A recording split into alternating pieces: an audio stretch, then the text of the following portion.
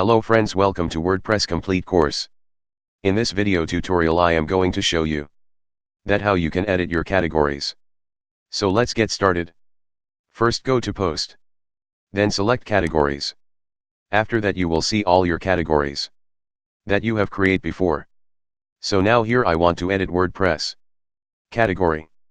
When the cursor hovers on the categories, then a few options get displayed below the category name. There are two ways to edit the categories. First is edit. And second is quick edit. Click on edit option in categories section. You can edit any of the required field, and then click update button. Category fields are same from the previous video, where I have shown you that how to add categories. Now let's back to categories. Click on quick edit option in categories section. Now here you can edit category name and slug. After doing changes, click on update category. So that's all for this video.